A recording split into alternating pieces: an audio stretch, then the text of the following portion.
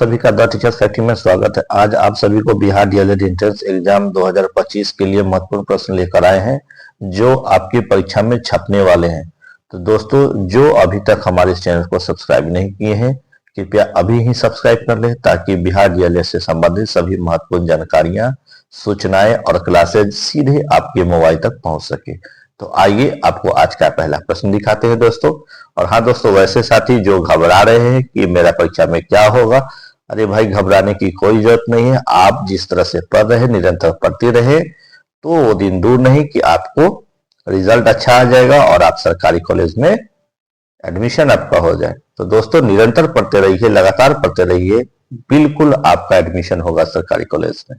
आइए, पहला प्रश्न है, ध्यान से देख लीजिए और सेशन को लाइक नहीं किए तो जल्द से लाइक कर लीजिए और शेयर भी कर दीजिए ताकि आपके दोस्तों को भी इसका लाभ मिल सके। पहला प्रश्न है, हिंदी का है, डका जाना मुहावरे का अर्थ है। क्या है मुहावरे का अर्थ? ए कठिन काम, बी हानि उठाना, सी हड़प लेना, डी खुलेआम कहना। और इसका सही आंसर है ऑप्शन नंबर सी यानी हड़प लेना। प्रश्न दूसरा है, दिए गए शब्द के पर्यायवाची शब्द का चयन करें। पर्यायवाची यानी समान अर्थ वाला। किसका? खग का। ए पशु, बी कबूतर, सी तोता, डी पक्षी। आंसर होगा ऑप्शन नंबर डी यानी पक्षी। प्रश्न नंबर 3, दिए गए वाक्य में रेखांकित खंड को प्रतिस्थापित करने के लिए उपयुक्त विकल्प का चयन करें। उसकी शिकायत पूर्णतया सही थी। और रेखांकित शब्द क्या है? पूर्णतया। ए में दिया है प्रतिशब्द, बी अधिकतम, सी अक्षरशः और डी लगभग। आंसर होगा सी यानी अक्षरशः। 3 के बाद चौथा नंबर प्रश्न है। चौथा नंबर प्रश्न में, जिस समास में प्रयुक्त शब्दों में से कोई भी शब्द प्रधान नहीं होता अपितु बाहर से ही आकर कोई शब्द प्रधान बन जाता है, उसे डैश कहते हैं। ए द्विगु समास, बी कर्मधारय समास, सी बहुव्रीहि समास और डी नए समास। आंसर होगा साथियों ऑप्शन नंबर सी बहुव्रीहि समास। प्रश्न नंबर 5, जीव जंतु कौन सा समास है? ए तत्पुरुष, बी द्वंद्व, सी अव्ययी भाव और डी द्विगु। आंसर होगा बी यानी द्वंद्व समास। 5 के बाद छठा नंबर प्रश्न को ध्यान से देखिए, 5 रिपीट हो गया है। चलिए छठा नंबर देख लीजिए आप। जी हाँ, मैंने काम करना आरंभ कर दिया है। इस वाक्य में जी हाँ कौन सा निपात है? ये निपात है तो कौन सा है? ए निषेधात्मक, बी बलदायक, सी प्रश्न बोधक और डी विस्मयादि बोधक। आंसर होगा चौका बी यानी बलदायक, या बल लगाकर बोला जा रहा है यानी ताकत लगा के जोर देकर बोला जा रहा है। जी हाँ। तो 7 नंबर प्रश्न है, उन्नयन का सही संधि विच्छेद होगा। संधि विच्छेद करना है, 4 ऑप्शन दिया हुआ है। आंसर हो जाएगा डी उत्जोड़ नयन। प्रश्न नंबर है 8, मनीषा शब्द का विशेषण रूप निम्नांकित में कौन है?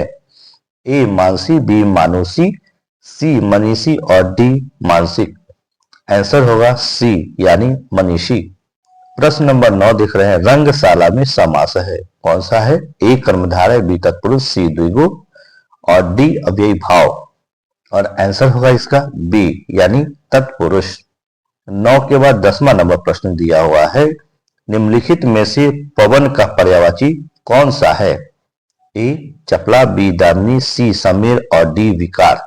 आंसर होगा सी यानी सी यहां पे है दोस्तों, समीर।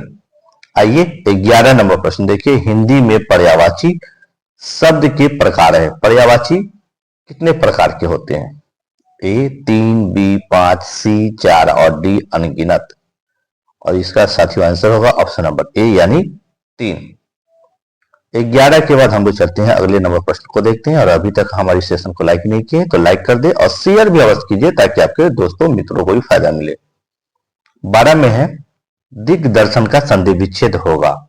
क्या होगा? 4 ऑप्शन दिया हुआ है। आंसर हो जाएगा ए यानी दिक जोड़ दर्शन। 13 नंबर प्रश्न है, अग्नि परीक्षा देना मुहावरे का अर्थ है। ए हथेली पर आग रखकर दिखाना, बी कठिन परिस्थिति में पड़ना, सी अंगारों में जलकर दिखाना और डी अग्नि में प्रवेश करना। आंसर होगा बी यानी कठिन परिस्थिति में पड़ना। प्रश्न नंबर 14, चरणों की मात्रा, यति और गति के आधार पर छंद कितने प्रकार के होते हैं? और इसके लिए आपको 4 ऑप्शन मिल जाते हैं। ध्यान से देख लें क्या क्या ऑप्शन दिया हुआ है। और इसमें ए में दिया हुआ साधारण और दंडक, बी मुक्त और मात्रिक, सी सम विषम और अर्धसम, और डी में है सम और विषम। आंसर हो जाएगा बी यानी मुक्त और मात्रिक। प्रश्न 15 देख रहे हैं आप। मैथिली शरण गुप्त के काव्य से उन्हें कौन से छंद प्रिय होने का प्रमाण मिलता है? ए वर्णिक और सम, बी मात्रिक एवं सम, सी सम एवं विषम, और डी वार्णिक एवं मात्रिक। 15 का आंसर हो जाएगा बी यानी मात्रिक एवं सम। सभी प्रश्नों को अंत तक अवश्य देखिए, आपकी तैयारी अच्छी हो जाएगी दोस्तों। प्रश्न नंबर 16 है और ये सभी प्रश्न आपको परीक्षा में आएगा। निम्नलिखित में किसने रीति काल को श्रृंगार काल कहा है? बस यही तो प्रश्न है। 4 ऑप्शन है। ए विश्वनाथ मिश्र, बी रामचंद्र शुक्ल, सी भागीरथ मिश्र, और डी हजारी प्रसाद द्विवेदी। 16 का आंसर हो जाएगा ए यानी विश्वनाथ मिश्र। आइए 16 के बाद 17वां नंबर प्रश्न को ध्यान से देखें। क्या है? इंदिरापति किसे कहा जाता है? ए कुबेर, बी वरुण, सी विष्णु, और डी ब्रह्मा। और इसका आंसर हो जाएगा ऑप्शन नंबर सी यानी विष्णु। 18 में है, कहे कभी बेनी बेनी व्याल की चुराई लीनी। उपयुक्त पंक्ति में कौन सा अलंकार है? ए रूपक, बी अतिशयोक्ति, सी श्लेष, और डी यमक। आंसर 18 का होगा डी यानी यमक। प्रश्न 19 देख रहे हैं। नदियां जिसकी यशधारा सी बहती हैं अभिनिशी वासर। उपयुक्त पंक्ति में कौन सा अलंकार है? तो अलंकार वाले प्रश्न भी आपको कई परीक्षाओं में दिखेंगे, ध्यान से देख लीजिए। ए उपमा, बी रूपक, सी उत्प्रेक्षा, और डी श्लेष। आंसर हो जाएगा ए यानी उपमा। 20 नंबर प्रश्न है, ध्यान से देखिए। ये पूरा आपको इस तरह से दिया हुआ है और इसमें आपको उपयुक्त में कौन सा छंद है, तो प्रश्न को ध्यान से देख लीजिए और इसमें आपको बताना है कि कौन सा छंद है। तो छंद के लिए आपको ऑप्शन आगे दिया हुआ है, ऑप्शनों को ध्यान से देख लीजिए। ए में है कुंडलिया, बी सवैया, सी दोहे, और डी सोठा। और आंसर हो जाएगा साथियों ऑप्शन नंबर बी यानी ये सवैया छंद है। फिर 21 नंबर भी ध्यान से देख लीजिए पूरे प्रश्नों को और इसमें भी आपको जो है छंद ही बताना है, ठीक है, इस तरह का रहेगा। तो इसमें ए में दिया है कुंडलिया, बी चौपाई, सी घनाक्षरी, और डी दोहे। आंसर हो जाएगा ए यानी कुंडलिया। इस तरह का जो दिया होगा वो कुंडलिया है। आइए 22 नंबर प्रश्न को ध्यान से देखिए। चंचन शब्द में च वर्ण में कौन सी मात्रा होगी? ए लघु, बी गुरु, सी लघु और गुरु, और डी प्लुत। और इसका जो आंसर है बी यानी गुरु। प्रश्न 23 देख रहे हैं आप। रेखा द्वारा मेहंदी लगाई जाती है, कौन सा वाच्य है? ए कर्तृवाच्य, बी कर्मवाच्य, सी भाववाच्य, और डी इनमें से कोई नहीं। आंसर हो जाएगा बी यानी कर्मवाच्य। 24 नंबर प्रश्न है, गद्यांश को पढ़कर प्रश्न का उत्तर देना है। तो इस तरह से आपको गद्यांश भी रहेगा, देख लीजिए। ये गद्यांश तो कई बार आया है, आप लोगों ने देखा भी है, संभवतः बिल्कुल आएगा ये परीक्षा में। और इसमें अगर क्वेश्चन बना हुआ है तो क्या बना हुआ है? भारत माता के सपूत किसे कहा गया है? जब पढ़ेंगे आप तो 4 ऑप्शनों में से आपको आंसर जो है दिया जाएगा, सभी धर्म के लोगों को। प्रश्न 25 देख लीजिए। किसी वर्णिक छंद के प्रत्येक चरण में तगन, भगन, जगन, जगन और 2 गुरु के क्रम में वर्ण होते हैं। किसमें? ए सवैया, बी मंदाक्रांता, सी वसंती तिलका, और डी ए और बी दोनों। और आंसर हो जाएगा ऑप्शन नंबर डी यानी ए और बी दोनों में इस तरह की बातें होती है। तो ये था हिंदी के प्रश्न। अब आगे आपको साइंस के प्रश्न मिलेंगे, काफी महत्वपूर्ण है, तो अंत तक बने रहिए। और सेशन को अभी तक शेयर नहीं किया तो शेयर कर दीजिए और लाइक नहीं किया तो लाइक भी कर लीजिए दोस्तों। 71 नंबर प्रश्न है, न्यूट्रॉन की खोज किसने किया? A J Thomson, B G T Seaborg, C James Chadwick, और डी ई रदरफोर्ड। और इसका आंसर हो जाएगा ऑप्शन नंबर सी यानी जेम्स चैडविक। प्रश्न 72 है, तत्वों जिनमें विभिन्न नाभिकीय आवेश है परंतु समान द्रव्यमान संख्या है कहते हैं, उसको क्या कहते हैं? ए समस्थानिक, बी समावयव, सी समन्यूट्रॉनिक क्रमरक्षी और डी समभारिक। और इसका आंसर हो जाएगा डी यानी समभारिक। प्रश्न 73 है, केंद्रक का इसके न्यूक्लियन में नहीं से गठन होता है। ए द्रव्यमान में घटाव, बी द्रव्यमान में बढ़ोतरी, सी द्रव्यमान में कोई परिवर्तन नहीं और डी द्रव्यमान में बढ़ोतरी या घटाव। और इसका आंसर होगा ऑप्शन नंबर ए यानी द्रव्यमान में घटाव। अब 74 नंबर प्रश्न है, निम्नलिखित में से किसका उच्चतम गलनांक है? 4 ऑप्शन आप सामने में देख रहे हैं और इसका जो आंसर हो जाएगा ऑप्शन नंबर बी यानी NaCl। आइए 74 के बाद 75 नंबर प्रश्न को भी ध्यान से देखिए क्या है। तो साथियों 75 में दिया हुआ, निम्नलिखित के जलीय घोल से होकर एक विद्युत धारा को प्रवाहित किया जाता है, कौन सा विखंडित होगा? A urea, B glucose, C silver nitrate और डी बेंजीन। 75 का आंसर हो जाएगा ऑप्शन नंबर सी यानी सिल्वर नाइट्रेट। 76 को भी देखिए, औषधलिक अम्ल घोल के विरुद्ध कॉस्टिक सोडा घोल का अनुमापन के लिए अच्छा सूचक है। A methyl orange, B methyl red, C fluorescein और डी फेनाफ्थैलीन। तो इसमें से कौन सा होगा? आंसर हो जाएगा डी यानी फेनाफ्थैलीन। आइए 77 नंबर आप प्रश्न को देखिए, यदि एक लौह तार को कॉपर सल्फेट के घोल में रखा जाता है तो ए तांबा अवक्षेपित होगा, बी लौह अवक्षेपित होगा, सी लौह एवं तांबा दोनों ही अवक्षेपित होंगे और डी कोई प्रतिक्रिया नहीं होगी। 77 का आंसर हो जाएगा ए यानी तांबा अवक्षेपित होगा। 78 नंबर प्रश्न है, जल के क्वथनांक को डैश के तापक्रम के रूप में परिभाषित किया जाता है। और इसके लिए 4 ऑप्शन आप देख रहे हैं। ए जल का वाष्प दाब वायुमंडलीय दाब के बराबर है, बी बुलबुले का गठन, सी वाष्प का निष्कासन और डी इनमें से कोई नहीं। 78 का आंसर हो जाएगा ए जल का वाष्प दाब वायुमंडलीय दाब के बराबर है।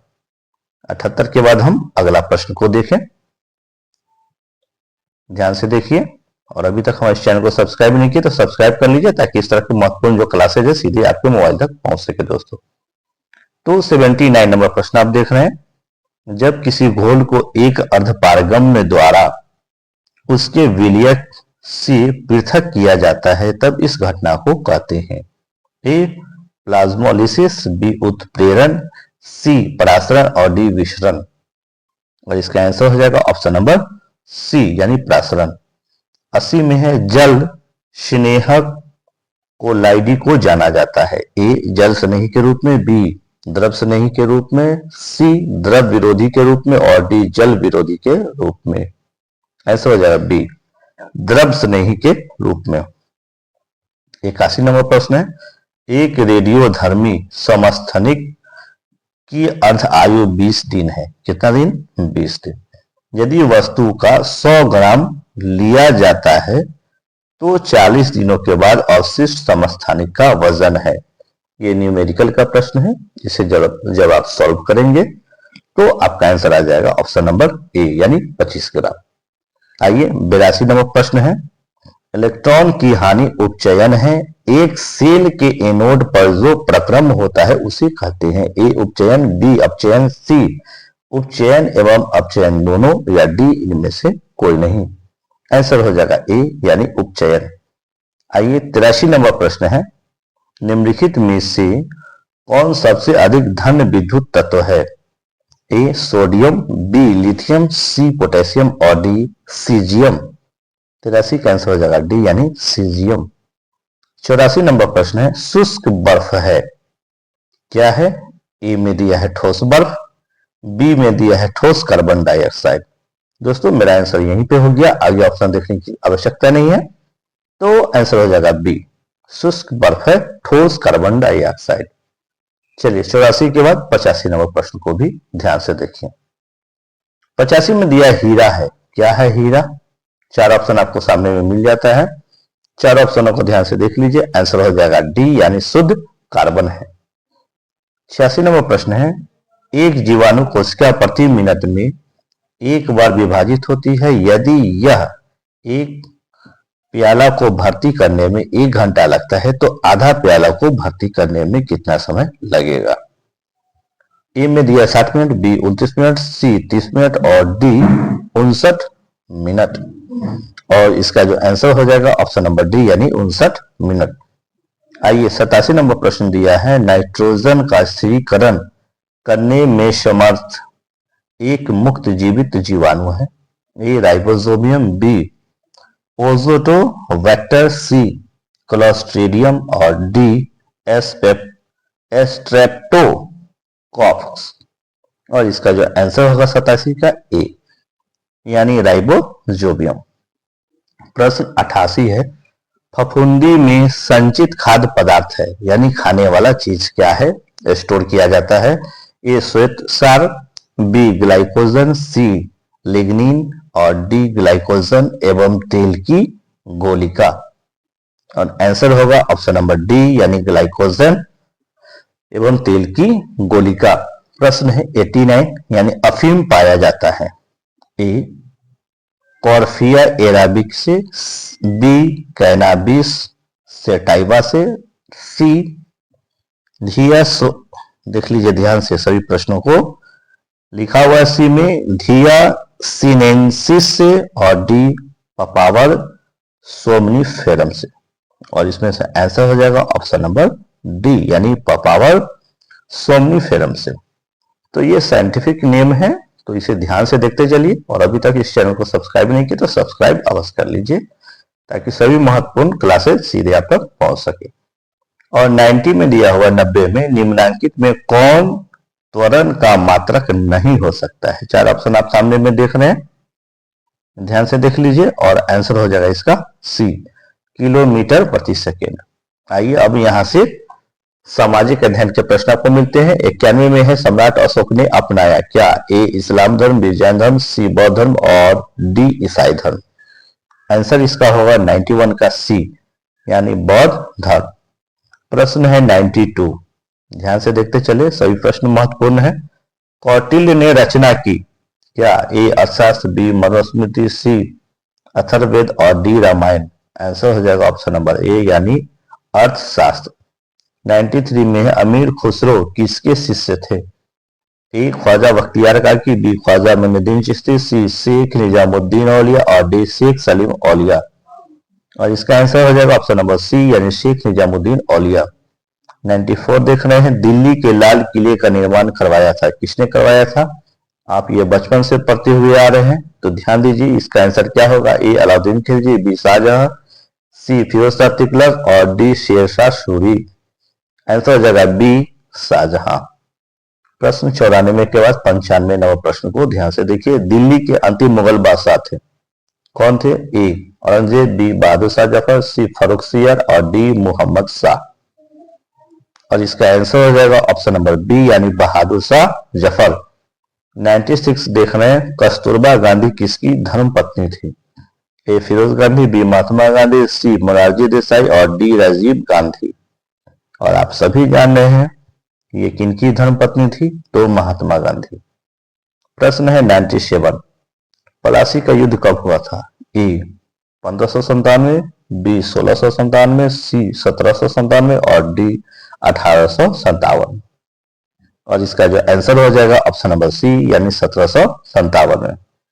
प्रश्न अब आप देख रहे हैं 98, भारत का स्वतंत्रता प्राप्त हुई थी, कब हुई थी? तो इसके लिए 4 ऑप्शन आपको सामने में मिल जाता है।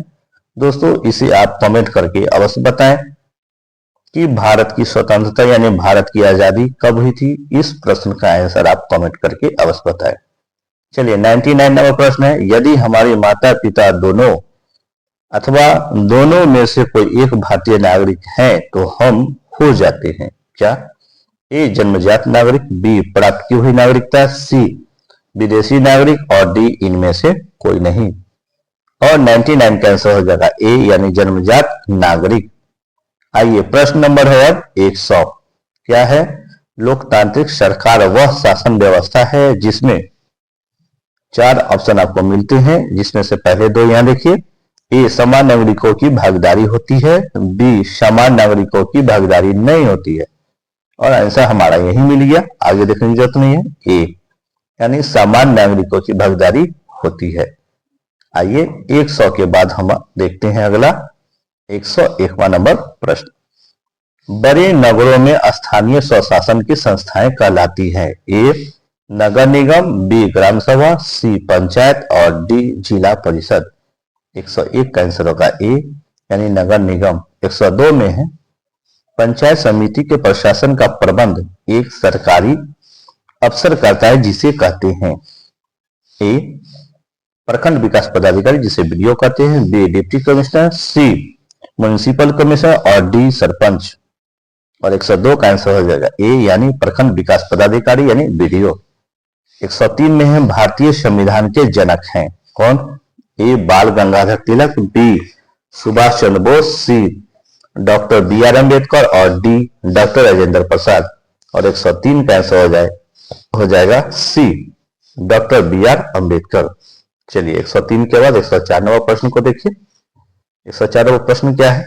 भारतीय संविधान ने भारतीय नागरिकों को कितनी मौलिक अधिकार प्रदान किए हैं।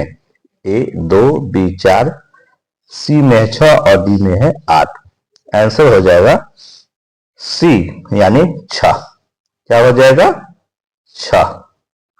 प्रश्न 105 है भारत में स्थित लोनार झील किस प्रकार का झील है। ए गोखुर झील, बी क्रेटर झील, सी लैगून झील और डी मानी झील।